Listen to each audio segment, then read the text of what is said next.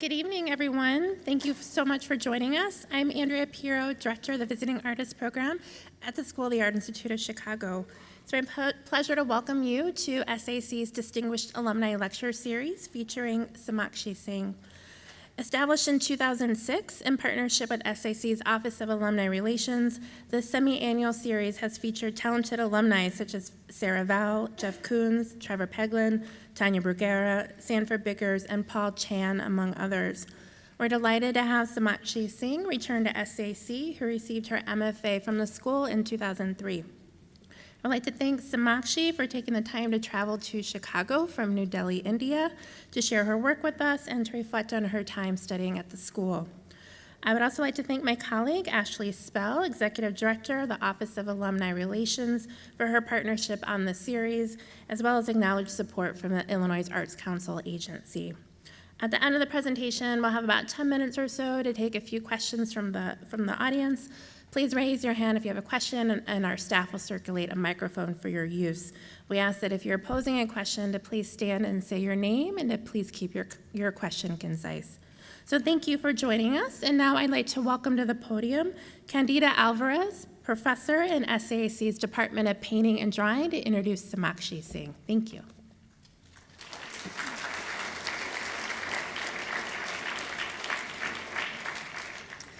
Good evening. I am so honored to introduce the brilliant and beautiful Sumakshi Singh. I met her 15 years ago as a student in the Painting and Drawing Department of SAIC, where she was receiving her MFA in 2003. Sumakshi was born in New Delhi in 1980 and received a BFA from the acclaimed MS, or Maharaja Sayajirao Rao University, Baroda, I just learned how to say that, India, studying painting, drawing, and art history. And as she tells it, quote, "My dad is a chemical engineer and my mom is a home science major in microbiology. But from the age of 2, if anyone asked me what I wanted to be, I would say without missing a beat, an artist." That focus and determination has served her well. Sumakshi describes herself as an artist and an educator. After graduation, she remained in Chicago and taught classes at SAIC for an additional 5 years, which included not just painting and drawing, but also art history survey classes. At Oxbow, she taught a natural graffiti class. Now, that's something I think I would have taken. She has lectured at Oxford University, UK, Columbia University, and the Chicago Humanities Festival, among many other museums and colleges. She has mentored residencies for the Victoria and Albert Museum, the White Knot Place since 2010, 2011 in New Delhi, India, and was a visiting artist advisor at KHOJ Delhi. Sumakshi's interactive installations, paintings, drawings, embroideries, and sculptures have been presented worldwide in solo and group exhibitions in the US, India, China, Canada, France, Italy, and Switzerland. Some of those venues have included the SAIC Gallery in London, the Kochi Biennale, India, the 12 by 12 exhibition space at the Museum of Contemporary Art, Chicago, where she was Critics' Choice in New City, the Renaissance Society, Chicago, the Zola Lieberman Gallery, Chicago, Povo Gallery in Pilsen, the Hyde Park Art Center, the Mattress Factory in Pittsburgh, the Kasia Hildebrand Gallery in Zurich, the Halsey Gallery in Charleston, South Carolina, and the Art House in Texas. This year, there's an upcoming solo exhibition at the Wilfrid Israel Museum of Asian Art and at the Embassy of Switzerland in New Delhi, and group shows in Belgrade, Serbia. In recognition of her outstanding work, commitment, and originality within the visual arts, Sumakshi was awarded a Segna Grant in 2009, an Illinois Arts Council Award in 2007, and a Richard H. Strauhaus Foundation Award in 2005. Furthermore, her work was featured in Younger Than Jesus catalog, published by the New Museum, New York, Art in America, The Village Voice, the Austin Chronicle, the Chicago Tribune, the Charleston City Paper, the New Haven Register, the Platform Magazine, Art, etc., Take on Art, and Ampersand, Elle Magazine, which was a feature on 6 power women shaping South Asian art. which I thought was pretty impressive. John Corbett for her exhibition at Gallery 400 in 2003 entitled Void, exclamation points. When I looked through the essay, I felt like I should pull out a little part of it because it was so good. And so bear with me as I read this little bit here. Quote, "The process starts with the detail, the microcosmic, which then is seen as part of the macrocosmic. The heavens reflected in an upturned mirror, a mirror with some strange, colorful, swirling fungus growing on it, infinity discovered on a slice of rotting passion fruit." So that's how he described Sumakshi's work. Artist residencies include the MacDowell Colony, Maine, the Skowhegan School of Painting and Sculpture, the Gerasi Foundation, the Fondazione Pistoletto in Italy, the Camargo Foundation in France, Sculpture Space. And in describing her work, Sumakshi has said, she's said a lot of things, and if you go to her website, there is so much, there is a microcosm of information there, and there's a lot of, that has been said, and she will tonight share all of that with us, and I'm looking forward to it. Quote, this is Sumakshi, "For me, making art has been a way to look at where I am within myself and in the world, to process life, process the big questions about death and grief, beauty and joy, to look at what feels real and how I can go about recognizing it. It lets me observe how meaning is constructed in the multi-layered experiences of existence, all these sort of meaty territories that aren't always, or perhaps almost never, satisfied with a mental answer." Please join me in welcoming Sumakshi Singh back to Chicago.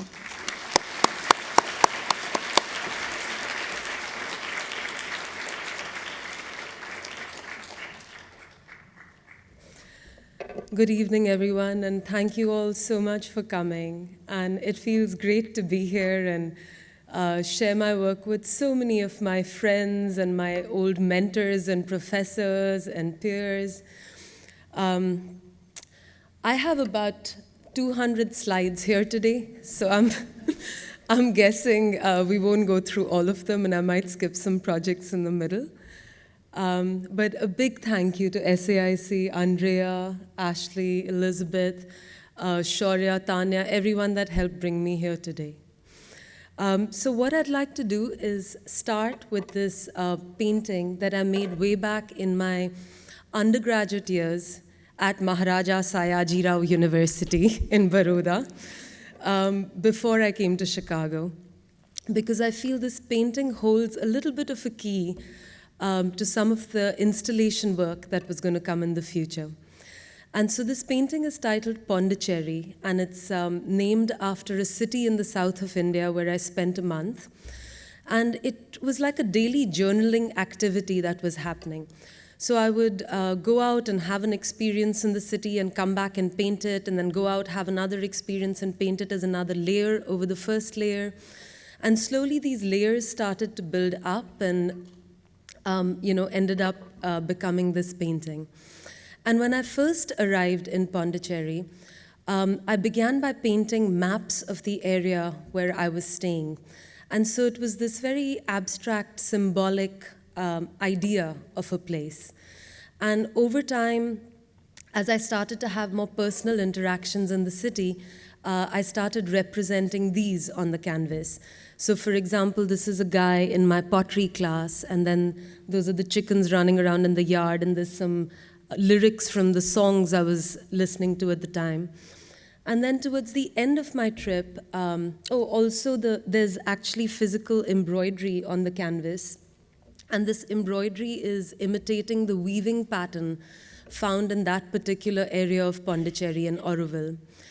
And then, by the end of my trip in Pondicherry, I was picking up objects on the road as I was walking and on the beach, and so pebbles and bits of bark from banana trees and this dead fish, which finally got stuck in the center of the canvas. And so this painting for me moved from the idea of a place to the representation of a place to finally the presentation of a place. So it became about this layering of vantage points and distances of interaction with place, which is something that I end up exploring a little bit more in my illusion-based installations later on. The other thing with this painting is, I always had this very contentious relationship with the frame. So it always felt to me like this rectangle or square frame was always squeezing in all this information, all these marks and textures and forms, and if I just loosened the frame a bit, it was all going to explode and splatter itself all over the wall. And these were the sort of figure drawings I was doing in my undergrad. And figure drawing for me was really an excuse to play with textures and marks. And, so the hair and the wrinkles and the thorns would often sort of migrate out of their designated boundaries and sort of go into each other's territories. And we ended up going on this field trip to the south of India when we were students. Andrea, could I have something that would tell me the time, or I'm just going to reset the time on this right now. So, okay, perfect. Because it was going from the time when we did our test run. So we went to these caves in the south of India, and these are called the Ajanta and Ellora caves. And they have murals painted on them from the 2nd century BCE till, I think, 480 ACE. And they are Buddhist and Hindu murals. And apart from being really taken with the lyrical quality of the images, I was also very fascinated by what time had done to these murals and deteriorated them and left these sort of flaking islands of images. And to me, these voids, like these spaces between the image, always seemed very active and pulsating with possibility. And my mind's eye was constantly continuing possible narratives from one island to the other. And it got me thinking a lot about transition spaces. And then I moved to Chicago in 2001. And, there was some momentum from my previous language of painting and drawing. But it started to feel really, really wrong here for some reason. And this discomfort was being articulated in these large paintings I was doing, where I would keep tearing them up and stitching them back up and then cutting them into shapes and stitching them back up again and putting them through these sort of death and resurrection cycles. And I think part of what was happening was, of course, that my old sources of inspiration didn't seem very readily available in Chicago. And so I was, used to these very visually saturated environments. In fact, I had developed this whole style of drawing with ink in India, which I then later realized relied completely on my hand being able to move in curved lines. And then when I'd take my sketchbook out here in Chicago, I just kept encountering linear elements, and my hand just wouldn't move like that anymore. And so, the paintings were starting to feel wrong. The drawing style had to change. September 11th had just happened. The way the critiques were happening here in graduate school were very different from the way the critiques were structured in India, where I had studied. So like in Baroda, for example, we never really discussed the content of the work. It was almost considered like a crude question to ask. And so we always just sort of discussed the subtleties and nuances of the work, and content was seen as something that was cumulatively, abstractly building up in the background of all these discussions that were happening. And so I started exploring different ways of working with the frame of the image, and I was trying to cut the paintings so that they would echo the gestures that were happening inside. And I was looking for these more specific relationships between the figure and the ground, in a way. And during this time, Jerry Saltz came as a visiting artist to the Art Institute, and he came to my studio. And one of the critiques he gave me about this piece was that he said, your paintings don't seem to have any middle ground viewing distance. So he says, I can either see it as this big shape on the wall, because this thing is about 14 feet wide or tall or something, or I can be like 2 inches away from the surface and look at all these marks and textures and patterns, and it's like a miniaturist hand, but on a large scale. And I was thinking about this critique that he gave me. And I started thinking that, if that's where the paintings seem to be naturally going, then maybe why don't I just remove the middle ground altogether for a while and see what happens with it. And so I started painting these really fragment-like images on tiny pieces of baked polymer clay. And this is about 5 inches big, this piece. And I really started to enjoy this process. The scale started to feel really meditative. And also, I think what was happening was that polymer clay was a new medium for me. It was a craft material. I didn't feel as much pressure to make a successful painting that was refusing to collaborate with me. And I think in this process, I started to relax, and the work started to get a little more playful. And over time, the work started to get a little more sculptural, and it started echoing, parasitic activity that might naturally grow on a wall versus something that might be placed on it. And I'd also always been quite attracted to this quality of the microcosm, and its portal-like aspect and its magnanimity, that the more you kind of look at some of these microcosms, the more they seem to somehow expand and absorb you into this landscape and the scale shift that happens. And then because of the scale of some of these pieces, people would come into my studio and start asking me questions like, these 2 holes in the wall here, are these part of your work?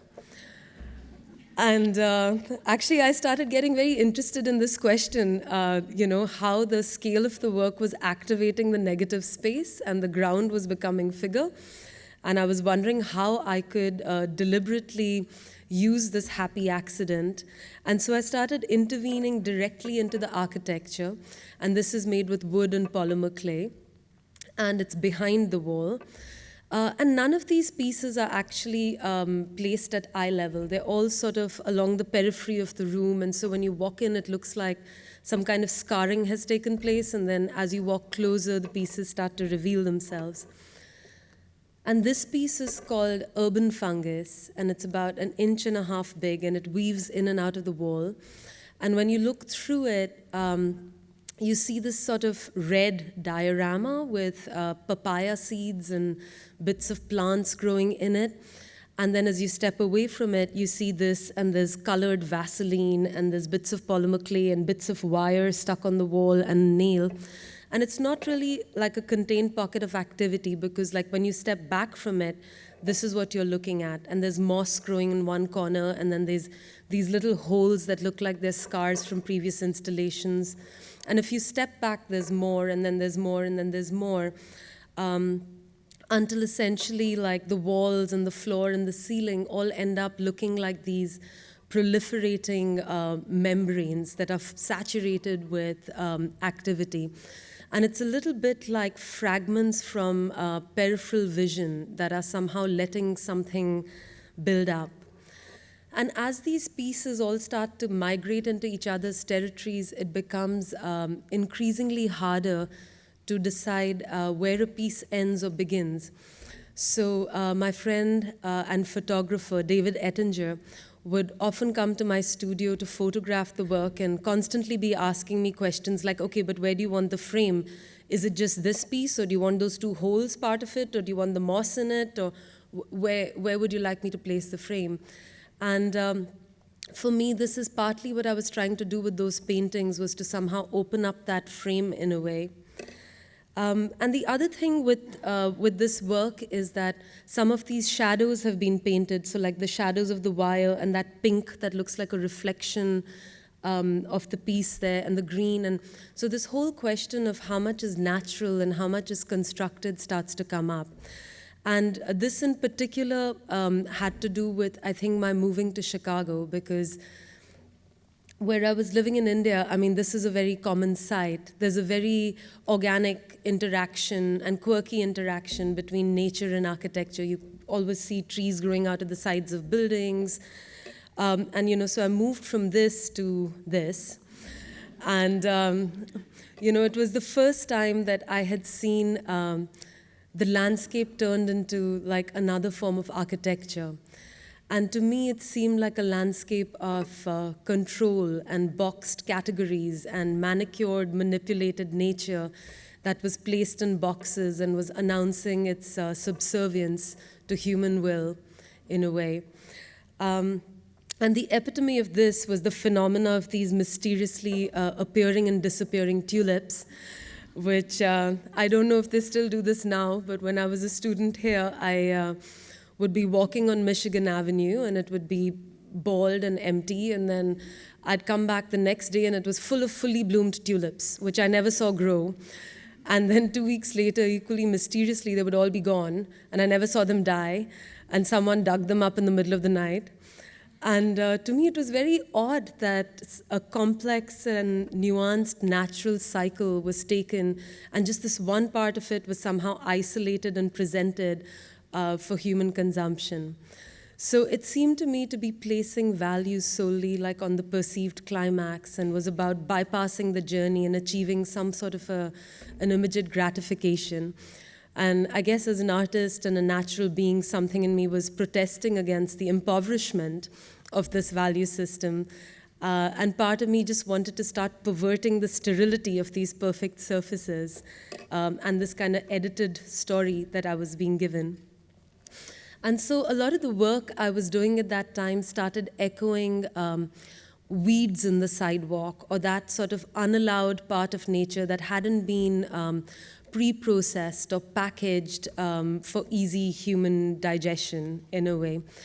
And these are little interventions inside the floor of the gallery, and when you step back from them, like, this is what it looks like. So it really sort of looks like nothing.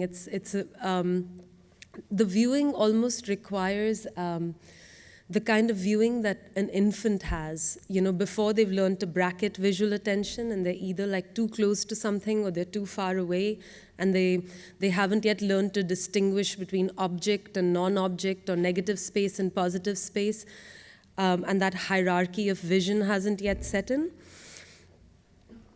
And then, no matter how obsessive I am about every lump and bump and mark and hole that I'm making in the wall, there's plenty in this space that, of course, I haven't done or haven't touched. And viewers coming in are sort of confronted with this question of how much is pre-existing and how much of it is artistic intervention. So how much is accidental, how much is amplified, how much is created. So in other words, how much is the art and how much isn't. And there was one viewer who called me from a subway stop here at the Red Line and said, "Hey, there's a hole in the wall here with fungus in it. Is this your piece?" And it started to show me how the gallery could serve as a sort of highlighter tool where you could isolate things that were present but somehow not always visible, and use it to trigger a way of looking that viewers could take back to their own familiar visual environments to reevaluate them in a way. And in a sense, all these pieces are almost like decoys, because what ends up happening is that people spend as much, if not more time, looking at the space between these pieces as they do at the pieces themselves. So it's actually the architecture itself and the gallery surface and what was originally the negative space or the ground that starts to become the figure. And the micro scale becomes a way of somehow focusing attention on, what is here now. So it's a sort of invitation to a kind of here-ness. This was my first solo show in Chicago, and it was at Gallery 400, which was part of UIC. And this show was called Void, as Candida mentioned. And many people walked in and thought the gallery was empty and the show was called Void, and so they left without seeing it. And but at this point, we'd had another fabulous visiting artist who'd come here, and his name is Manikol. He's no longer with us. But, he came in and he told us this story about learning a very strict form of Indian classical music from his guru.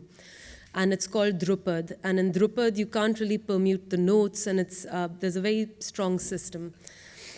And he noticed that a lot of the disciples seemed to be making mistakes, and he asked his guru one day, like, why aren't you correcting them? And his teacher said something like, I'm waiting to see if they do it again. Because if they do it 2-3 times, maybe it's a mistake, but if they do it more than 3 times, maybe it's their style. And I found that quite intriguing, as artists and makers, when we start paying attention to that thing in our work that always keeps happening, despite our strongest ideas for how the work should look like, or despite our best efforts to not do it, the thing that just naturally recurs is possibly like this portal to walk through to find your voice. And then I was thinking about that in terms of spaces. And I was thinking, well, how does that apply here? And I started thinking about the idea of a gallery space, which is, a white cube, a neutral ground on which to rest artwork. And then its physical reality as a space, which is that it's, of course, saturated with all these qualities. And I thought about how to amplify the tension between these two perceptions of the space, the idea of it in its physical reality, and how to allow viewers to engage with both perceptions of this space. And so I decided to do that by amplifying all the pre-existing flaws in that space, which would then subvert the idea of the neutral white cube. And so in this case, there was a leak in the ceiling, and I was delighted. And so I unscrewed the pipes further to amplify this leak, and built this sort of tide pool in the center of the gallery that was collecting all this dripping water throughout the exhibition. And it became like the focal point of the show. And then all along the periphery, I'd painted these sort of water damage stains. And along with them were these sculptural pieces that had a more contractual relationship to the space, so a painting or a sculpture that we decided belong on the wall. And then other things that had a more intrinsic relationship to like natural space, so like a cobweb, an insect, a water damage stain, a scar. And I wanted to work with different scale shifts in this exhibition. So one was the sort of scale shift I was talking about, which happens in our consciousness when we're looking at a microcosm and it seems to expand. But the other was that I wanted to somehow literally map infinity. And so I built this wall and I cracked it in half, and then I placed these 2 large mirrors on both sides to create this image of a never-ending crack. And this was a show at the Museum of Contemporary Art in 2004. And I traced all these different cracks that I found in various sidewalks of the city, and I built a floor for this space, and I routed these cracks into the museum floor. And April was a rainy month, and I wanted to continue this language of these sort of watery interventions that were happening outdoors, indoors as well. And this, this show for me was a very interesting learning in terms of viewer psychology, because some people would come in and be completely paranoid that, am I stepping on art? Is this part of the work? Am I destroying something? And then there would be others who would just very naturally relax into this kind of, this horizontal, childlike vision where, your chin's on the grass, and then you're watching this beetle walk across, and you're looking at things without naming them, and there's, like I said, there's no sort of visual hierarchy. And then there were others that were trying to kind of quantify and contain the whole experience, and they would come in and ask me things like, that nail on the wall, that wasn't here the last time I was here, did you add it after I left? And things like that. So it was very interesting to me to see all these different responses. And also what I'd done in this exhibition was that I had taken, this kind of leaky interventions that was happening in the form of plexiglass to come out of the gallery and trickle down these stairs and trickle into that fish pond below. And there were, always people sitting at this fish pond who'd looked at too much art and just needed to relax by looking at the fish. And I would watch them sort of walk up the steps and, look at this plexiglass leak as, perhaps a flaw, and then walk up a little bit more and suspect, oh, maybe it's part of the artwork, maybe not, and then walk, towards the gallery, and then as they would approach this threshold of this space where now they're ready to witness some kind of cultural or intellectual activity, suddenly the way of looking would shift and this permission would change, and they'd come back and look at it a whole other way again. And to me, it was, a very interesting study of how we see things and how we give ourselves permission to see them differently. This was a show I had in Zurich a few years later where I used layers and layers and layers of paper to make it appear as if the wall had cracked. And also this show had all these little micro interventions all over it. And then as you round the corner, it looks like the space has exploded and the walls are basically peeling to, they're in full bloom. And all of this is done with, again, layers of painted paper that I've then carved to reveal the layers under them. And at this point, I moved back to India, and I was quite fascinated with the graffiti I was finding in all these public monuments.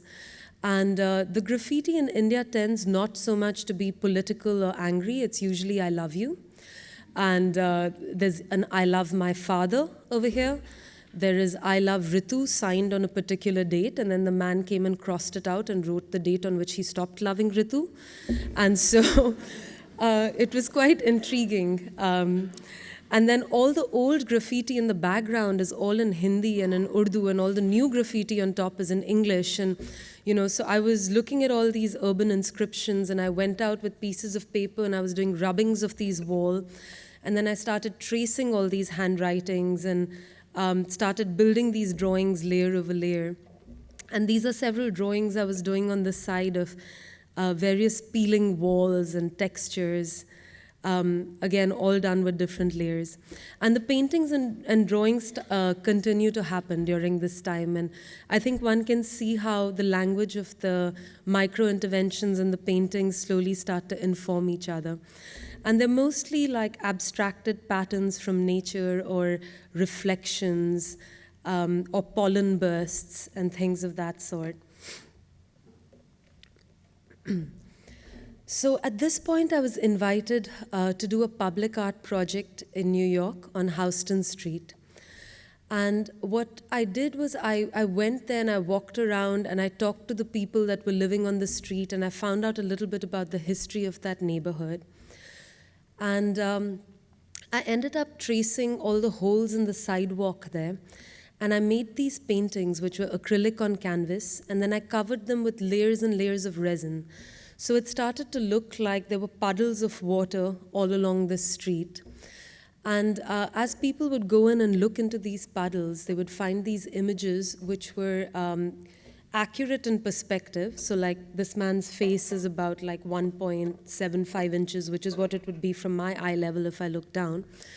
And they're also accurate in space, but not in time. So for example, the trees that you're seeing here in this puddle actually do exist around the puddle, except that now it's summer and they're green and they have a lot of foliage. And that other puddle there is the underside of an umbrella of a fruit cart vendor who was Mexican, and then he was deported and was no longer here on the street. And that's the reflection of a building that existed there 50 years ago, but because of gentrification had been broken down. So it becomes like these little space-time hiccups, and people walking through the street sort of have access to all these little histories. At the same time, I was doing this residency at Catwalk in the Catskills, and I was reading The Little Prince, and he was talking about how his planet was so small that anytime he wanted to look at the sunset, basically all he had to do was to shift his chair. And each time he shifted his chair, he could look at it. And one day he looked at it 44 times. And I was very taken by the poetry of this idea. But also, I was thinking about this immediate gratification and what happens if you take this climactic moment and you don't have to wait for it, if you can have it all the time. And so if you take desire and divorce it from time, then what starts to happen? And again, in the back of my mind was these tulips that were always presented. And so I painted this piece in fiberglass and resin to look like an impressionist sunset reflection on water. And then I rode around the lake with my sunset attached to me, so I could have it all the time. And then I installed it in the water so that morning, noon, or night, it was like a sunset on demand. Whenever you wanted, you could come and see it.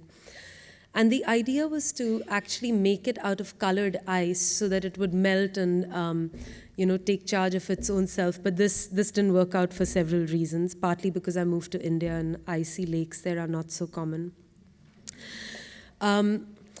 Then I was invited to the Mattress Factory Museum of Art, and I did 3 different projects over there. And one of them is similar to the project that I had done in New York. And I was researching the neighborhood where the Mattress Factory Museum of Art is, and it's a very interesting neighborhood because it's gone through several shifts. It was a very affluent neighborhood, and then it became a neighborhood that was full of squatters and drug addicts, and then at some point, the artists started coming in, and then at some point, gentrification took place again. And the people living in that neighborhood at the time when I visited didn't seem to know any of the stories of the neighborhood before that.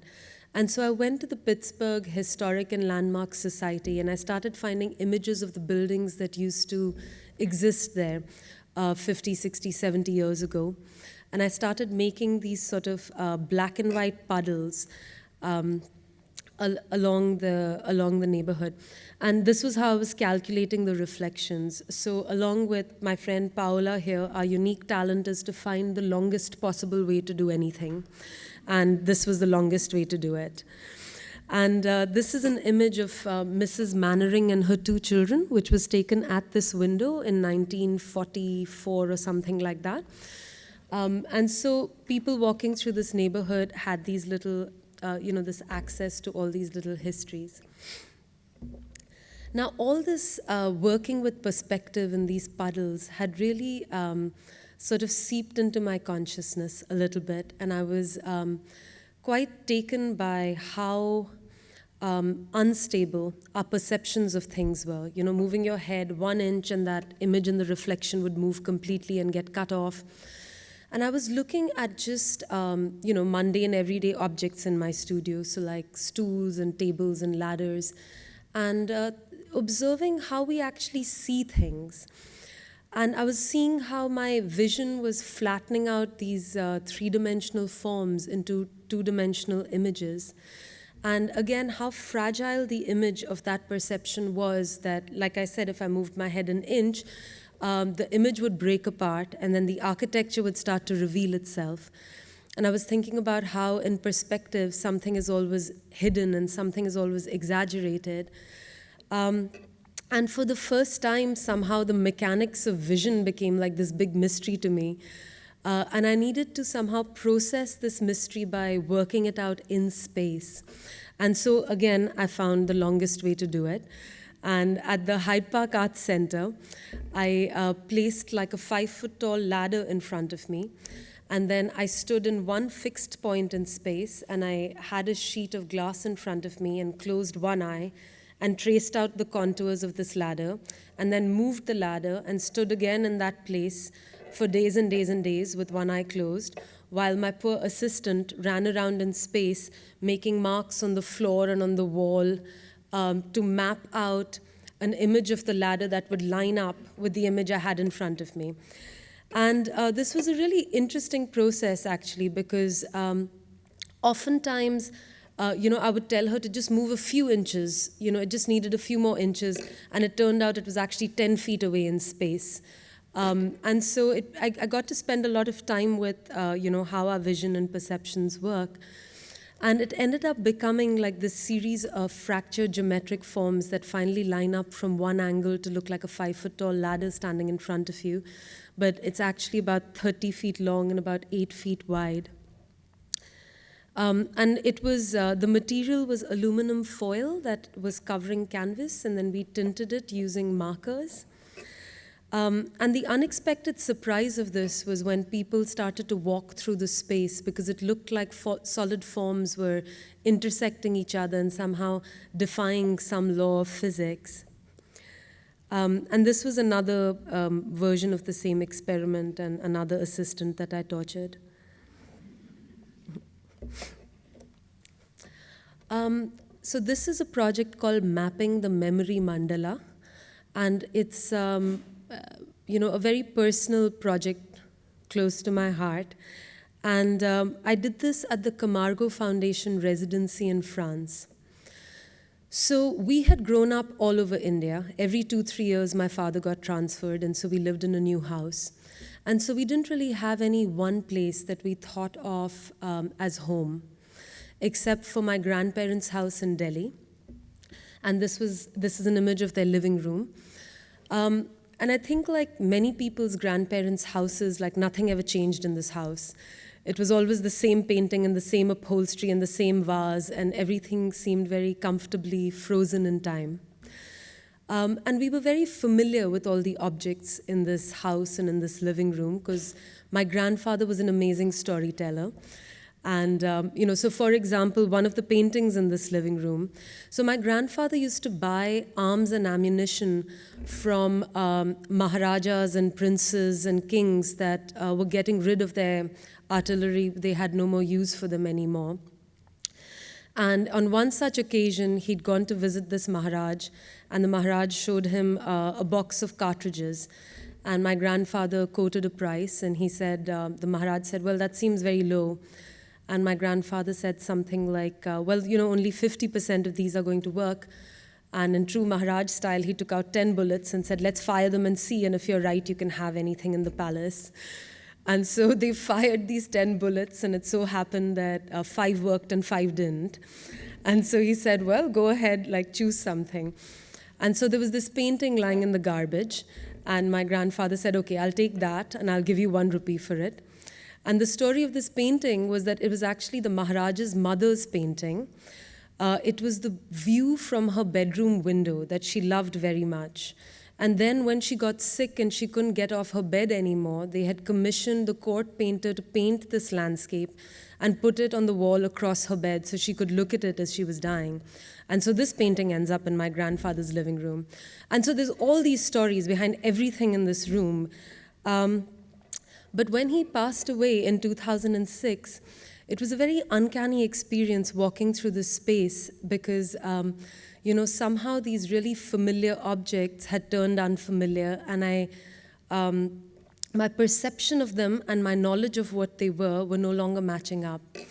And in order to digest this experience, I mapped the illusion of his living room in chalk pastel on all the existing surfaces and objects in my studio in France. So it's drawn on the floor, it's drawn on a trash can, on a chair, on the walls, on the shelves, etc. And I wanted it to be chalk pastel because I wanted it to be like a mandala which would start to erase as people walked through it. And from the vantage point of the entrance, this is what it looks like. It looks like my grandfather's living room.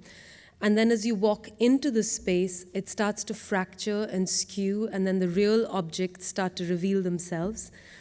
And while viewers were in this sort of disorienting, abstracted space, simultaneously they could see themselves on screen. And on screen, they were in the lined-up illusion of my grandfather's living room. And I noticed, everyone's body started to slow down as they entered this space and, trying to understand what the implications of an action that they create in this space would have in that space. And I think this is something very, symptomatic of our generation now is we're so used to being in multiple spaces at the same time. Our consciousness is always split over Skype and Facebook, and we have all these virtual selves, and we're here and we're there at the same time. And these are viewers looking at themselves. This is, there's a change in the process, which is now instead of my eye behind the drawn image, I'd placed a camera. And so the camera was looking through the drawing on glass into the space behind. And whatever the camera could see, I could see because I'd connected it to a projector. And then I was just torturing myself this time, running around in 3D space trying to trace out this two-dimensional image. And because I was always looking there and drawing here, Of course, the mark making is also very raw, which I liked quite a bit. And then as viewers entered the space and started walking around, this image started to blur and erase, and finally, I have now the dust from it. And I'm going to show you part of a little video, which is about the making of this.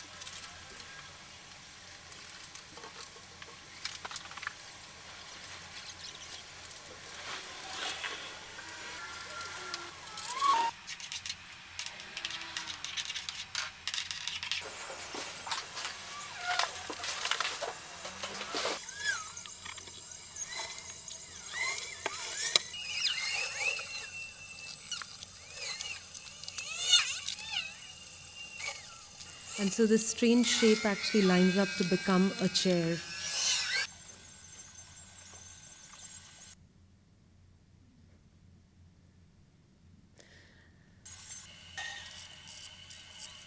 And the unexpected surprise about this, I hadn't planned it, but the space was actually a little bit shrunken compared to life size.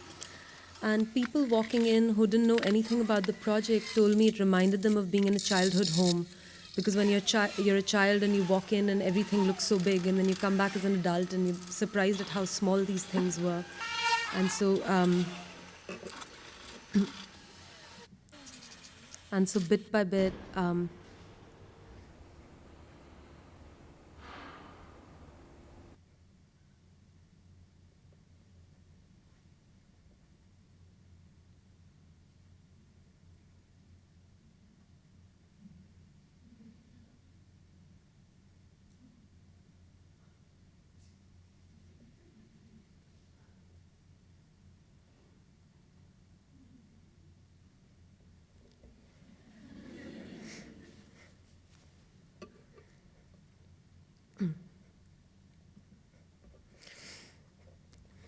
So a couple of years later, I made an illusion which was the drawing of my bedroom.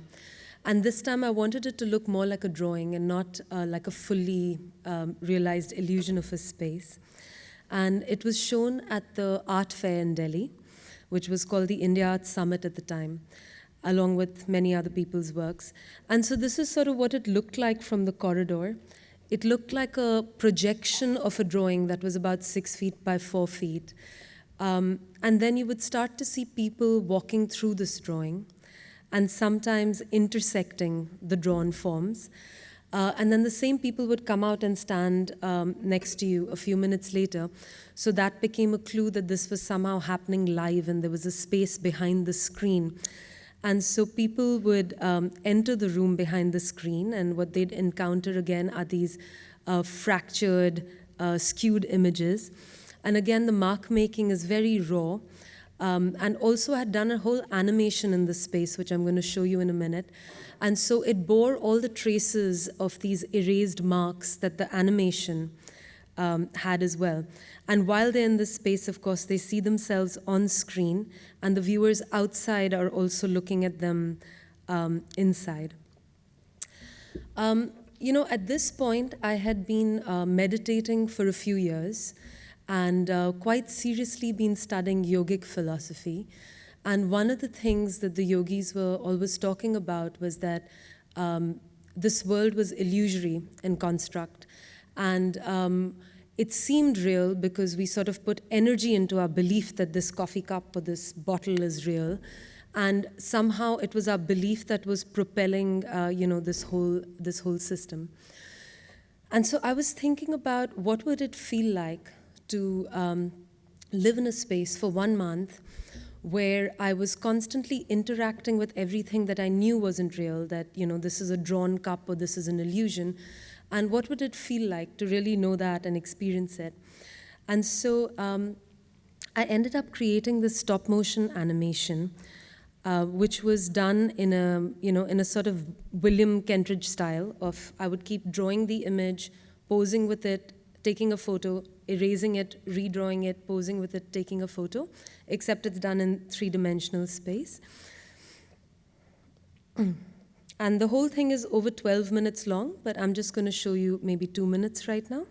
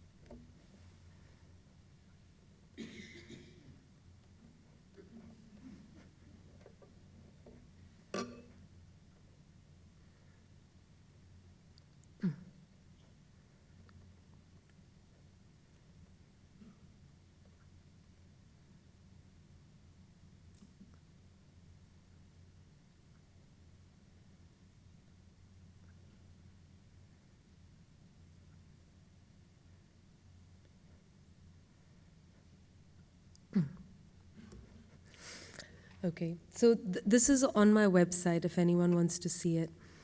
And then there was a few more experiments and explorations of the same theme. And then I was invited to do a show at the Museum of Contemporary Art in Lyon, in France, for a bigger show called the Indian Highway. And at this point, I had spent several months in France and in Italy and really fallen in love with these pre-Renaissance frescoes. So like the work of Giotto and Cimabue and people like that. And, part of it was also, it was marrying my two big loves and my two interests in these flaking islands of images. And also, before the Renaissance, they hadn't yet figured out linear perspective. So they were trying to figure it out purely by, looking and drawing. And as a result, it was always awkward. And these figures were always tottering, like in a kind of non-place. And I liked that very much. And so for this show in Lyon, I was working again with these micro-interventions. And the ceilings looked like these flaking frescoes where I had collaged and drawn several of these art historical characters. And I had also made a bunch of stop-motion animations with these art historical characters. So this is like Fra Angelico's Adam and Eve walking through a real apple orchard, and it's on an iPad which is embedded inside the wall.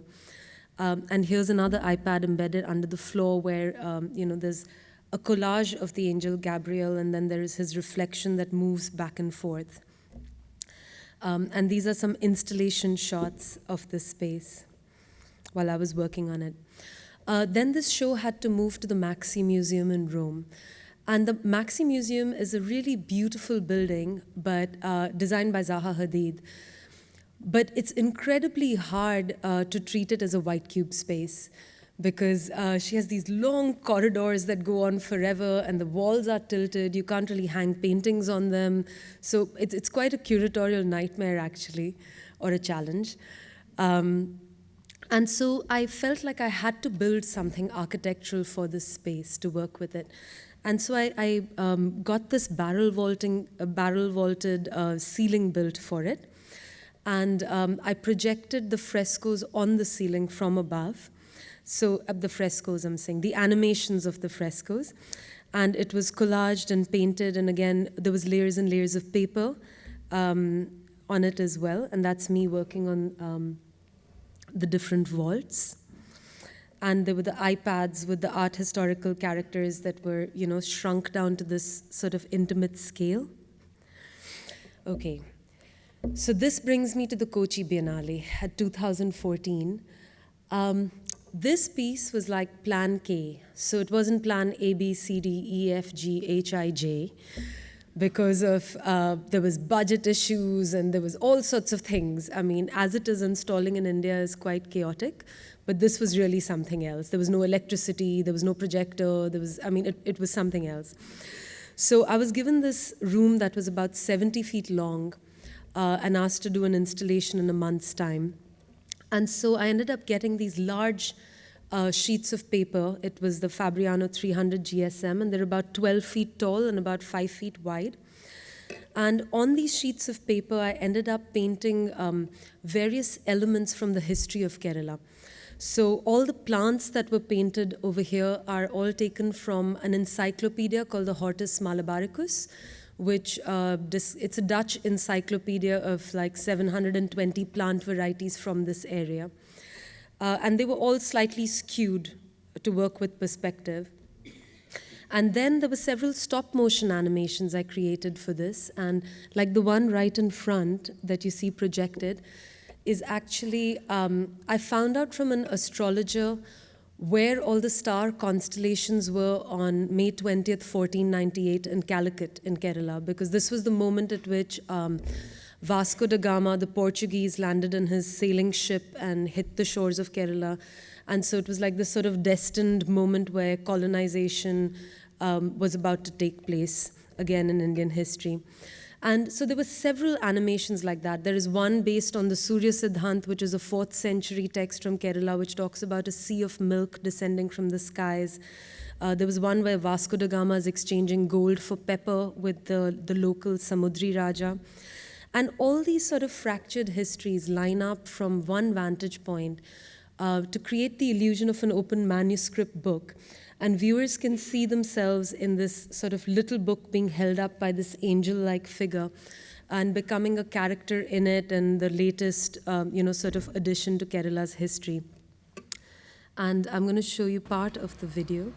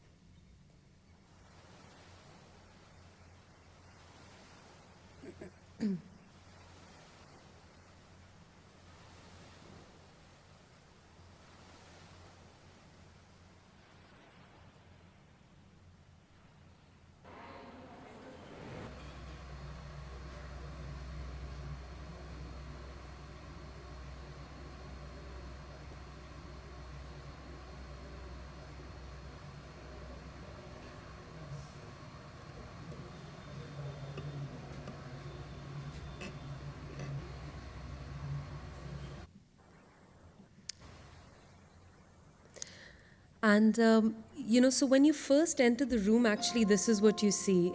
There's a table in the back of the room, and there's a tiny miniature book, and it's getting live feed from the front of the room. And you see this sort of animated book, and then viewers would turn around and then walk through the installation and become part of the image themselves. So again, I'm just going to skip the rest of this video, so for time. Okay. This was a project in 2014 for the Vancouver Biennale. And the theme of this Biennale was cross borders. And I was thinking of breath as something that was constantly weaving in and out of all living beings, and from your body into mine, and the tree and the dog, and it's this thread that sort of connects all of us. And I was also thinking of the breath as this thread that is working between, the astral body and the physical body, between the mind and the body, and we use it so much in yoga and pranayam to, to cause changes in our mental being. And so for this project, I invited 108 people to let me record the sound of their breath. And I layered all these sounds together to create a breath song. And also, while they were breathing, I asked them to be aware of maybe any words or thoughts or phrases that were coming into their mind and to write them down for me. And so I took all these words that people gave me and I composed a poem out of it. And to give visual form to this poem, I made these images that looked like, when your breath condenses on a glass pane and then you trace out words on it. And then I built this cloud-like screen, which was placed out in nature. It was done by sanding layers of plexiglass. And then on this was projected the poem accompanied with the sound of the breath that was happening at the same time. Okay, so this brings me to the current body of work. This is the work I've been doing for the last 2 or 3 years. And so my mother passed away in 2013. And she was a very accomplished embroiderer and also quite an amazing gardener. And like I mentioned before, we lived in several different states all over India. And so we had many different homes. And oftentimes, before our new homes were ready, the garden was ready. And so we always had these sort of magical gardens we walked through. And when it was time for us to leave the house, there was always several people vying to move into this house because of these magical gardens that she'd created. And as a way of, reconnecting with her, I started tracing the letters that she wrote to me while I was living in Chicago. And I started to embroider these words as a way of fixing them.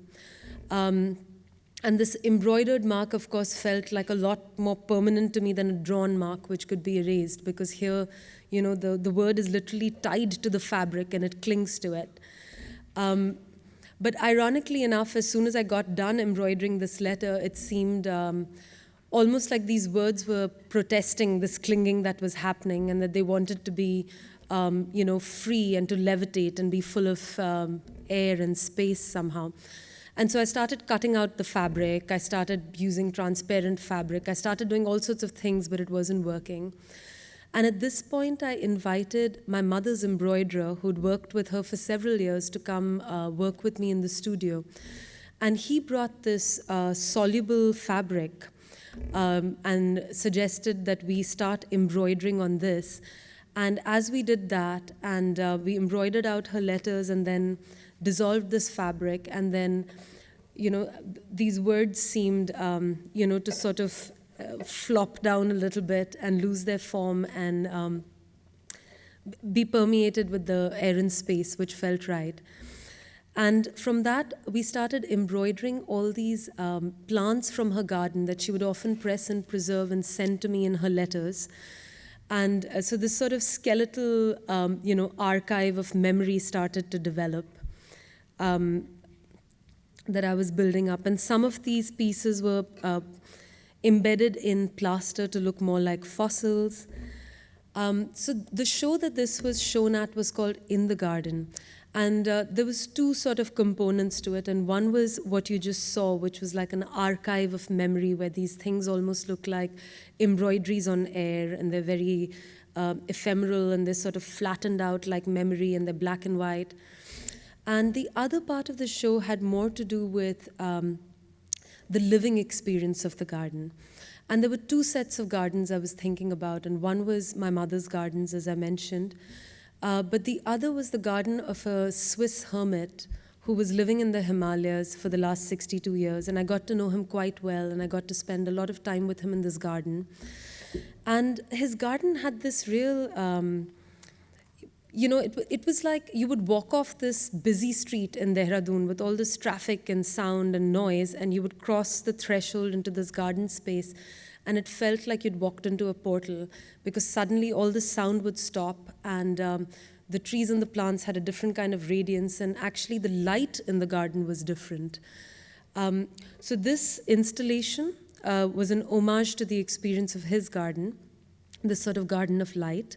And it's done by creating many stop-motion animations while I was painting and embroidering different plant forms, and they've been stitched together to create this animation. And there's a sort of soundtrack to this, which was composed by a Spanish composer called Roger Subriana, which now in retrospect I don't really like anymore, but this is how it was shown, so I'm gonna show it to you.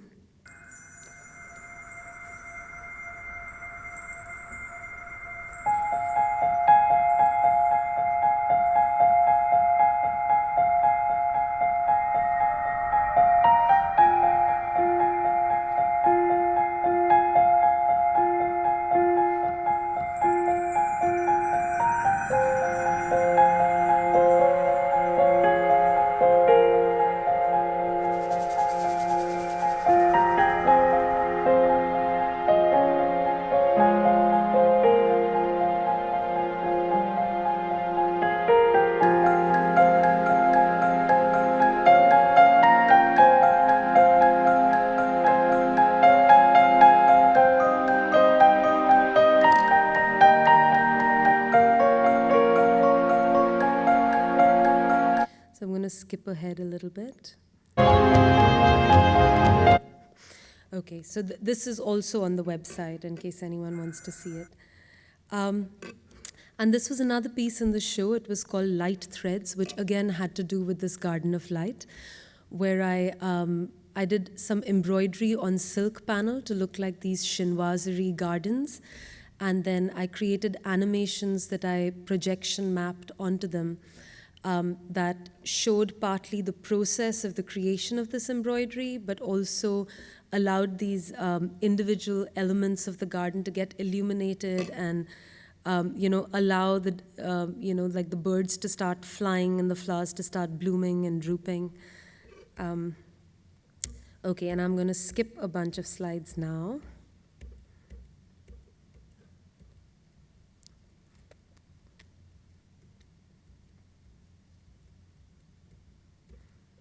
Okay. This was a tapestry-like piece that I'd made for a show in New York last year, and it's called Specter of Images in Memory of the Gardener. And it looks like a tapestry that's in the process of unraveling, and it becomes a web of white threads, which like converge and diverge and knot to create these partial images of plant forms. So it looks either like a tapestry that's in the process of becoming, or perhaps one that is, starting to dissolve back into the material that it came from. And these images that I'm showing you, I've shot them specially so you can actually see the white thread. But when it was installed, actually the white thread almost completely disappeared against the wall, and it was registering only through the shadows. And it was really quite mysterious and surprising because, people would be about 3 feet away from the wall, about a foot away from the tapestry, and still not be able to see it, and ask me if I had drawn this on the wall or what this gray part was. And it was only when, their breath started to move the tapestry and the shadows would move is when it would register that, this white piece was present. And this inspired the project I did for Israel earlier this year, which is called A Blueprint of Before and After. And it's, again, a garden either in the process of becoming or perhaps the aftermath of a garden that once existed, with these sort of skeletal forms. And it really, from viewer feedback and watching people, it really managed to somehow create this really meditative space and a space of slowness and solace, and people's rhythms of movement changed, and some even said the rhythm of their breathing changed while they were walking through it, which I thought was very interesting. Okay, and this is what I'm doing right now in my studio, is I am making these large, flat, veil-like architectural facades of different spaces that hold some kind of emotional resonance for me. So all the different homes that I've lived in, my grandmother's home, the home of the Swiss hermit, and all the, these are some of the examples of some of the architectural details that I'm now embroidering. This is like the brickwork on my studio wall, my grandmother's windows, her gate. And I hope to install them in this kind of flattened out, veil-like, levitating architecture, but also just fragments of architecture, maybe just like a door or a window. But I won't say too much about this because this is work in progress, so let's see what it ends up becoming. So thank you. Yeah.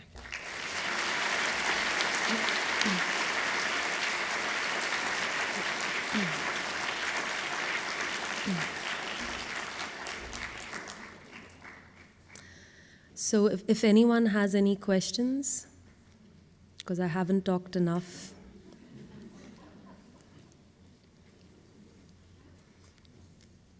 I think someone here.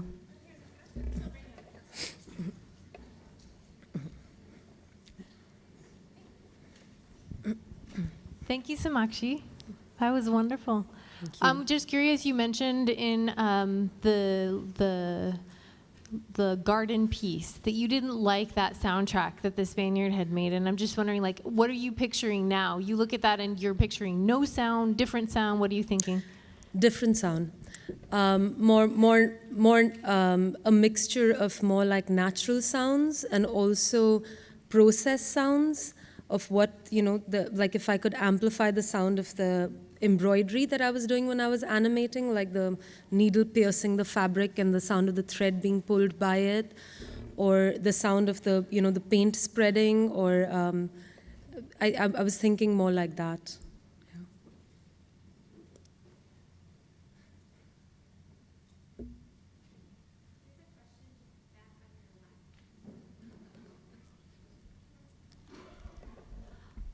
Hi. Hi. The piece where you recreated your bedroom, the one with the animation you created. Could you speak up a little bit more, please? Oh, sorry. You know the piece that where you recreated your bedroom and created an animation, and you mentioned that you were meditating. That struck me because it's such a complex piece, so it made me wonder, what were you focusing during your meditation? Sorry, does this make sense? Well, I mean, so, there are different techniques of meditation, but almost some of them involve using concentration first, and some of them involve pulling energy up and down your spine. Some of them involve listening to the sounds of your chakras. But eventually, in all meditations, actually, you end up, you sort of stop concentrating on anything. And you sort of sink into a space behind the mind. And it's a more somehow quiet, information-rich space that you just sort of sit and marinate in, and somehow when you come out of it, there are some other levels of solutions that you start to feel, or some of those questions disappear. They don't register in that state of consciousness somehow. But then when you come back to your everyday regular state, sometimes they come back. I don't know if that answers your question. Was there something more specific? Yeah? Okay.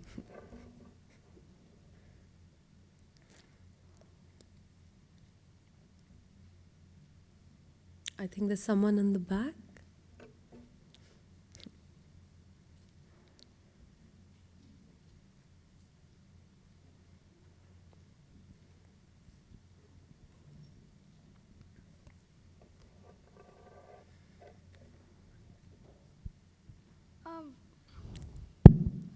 For the stop motion animation, was the camera facing down, or was it on a wall?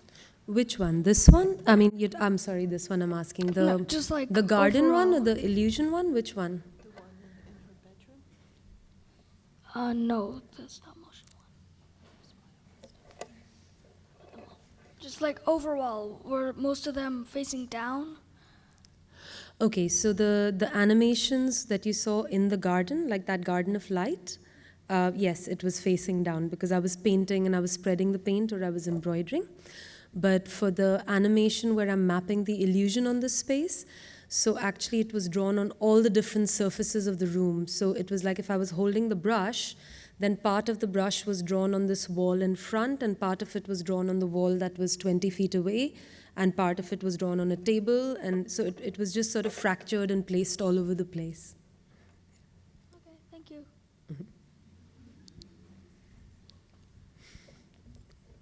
Someone here in the balcony.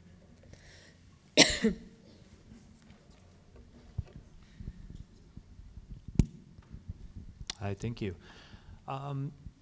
So I see as you've gone through your presentation, you've got three different... Where are you? Oh, right here. Hello. Hi.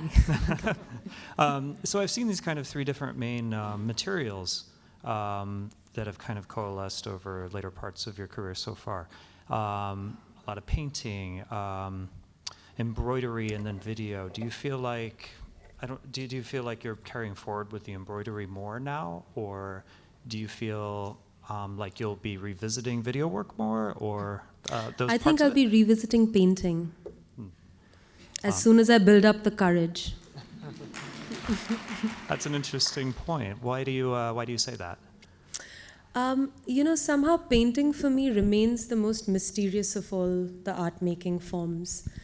The image that I showed you right in the beginning, the layered image, I mean, it's so mysterious to me because it's like the process is like I paint a layer, right? And as I'm painting it, it seems like there's a whole set of potential futures that the image has. And then the next layer comes on it, and it seems like, oh, I've shut down half those potentials, and now there's a new set of potentials. And you go over it layer over layer, opening and shutting all these possibilities. And then somehow that final image holds the memory of everything that has come behind it, like all these layers, and also sometimes all the potential futures that this image could have had. And I don't know how it does that. Also, when I'm working with painting, I feel it's the most, I don't get time to process, right? So it's very directly intuitive. It's just, the brush has to move up, and now, okay, suddenly now it's moved to the right. And so I have to just be extremely present and in the moment, because if I slack off for a second, then, it goes off. And I like that I have to sort of hold on to that energy current and ride it in that way. But it's still, for me, the most intimidating thing to confront, the blank canvas.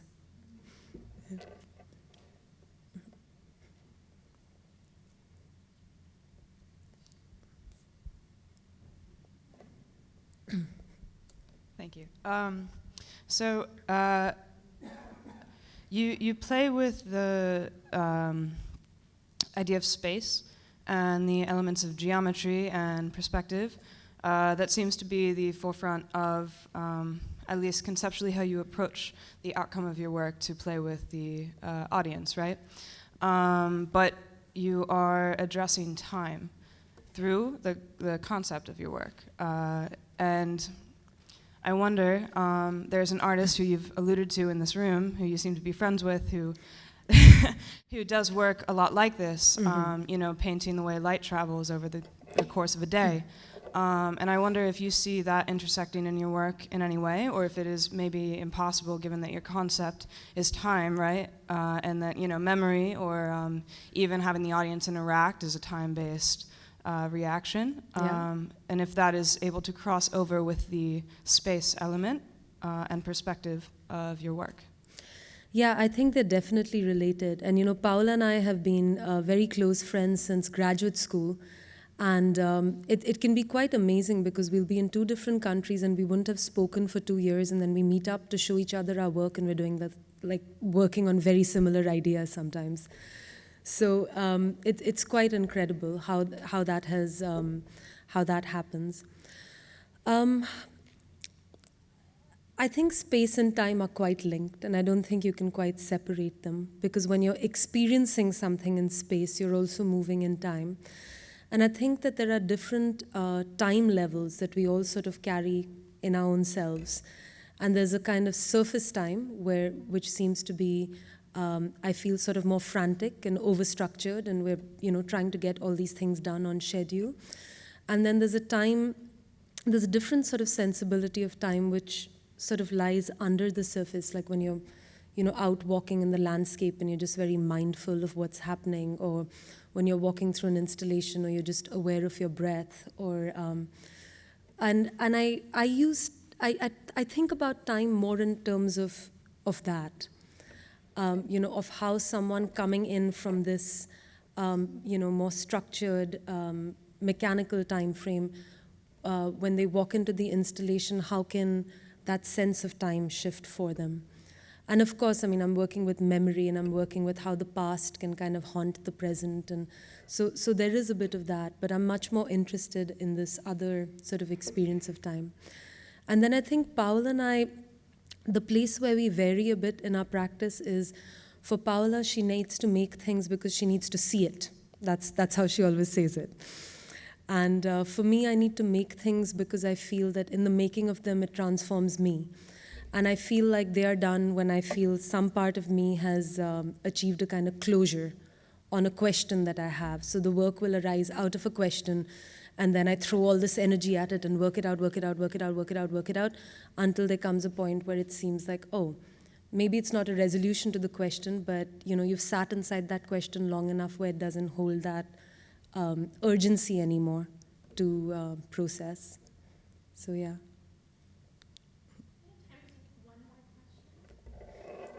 Trevor? Hi. It's good to see you. Thank you so much for this lecture and for being with us. You were just saying that sometimes the work starts with a question. Can you give us an example of what some of those questions have been? Yeah, so like the project I did with my grandfather's living room, for example. Actually, all of it is just questions. So it was, walking through this space and feeling how all these things had altered. I think a lot of those questions had to do with, what's real? How do you recognize it? What's permanent? What's unchanging? Is everything transient? Looking at perception and how we see things, that is all perception. Is everything that we see essentially unstable? And is it completely contingent on our physical and temporal locatedness? Or is there another understanding of another way to construct meaning which is somehow more stable behind it? Or with the micro-interventions, it was more about what exists in the space between things, and how do we see things, and how do we bracket information, and what happens if we switch that bracket. And so really, it's all just questions. Thank you. Thank you.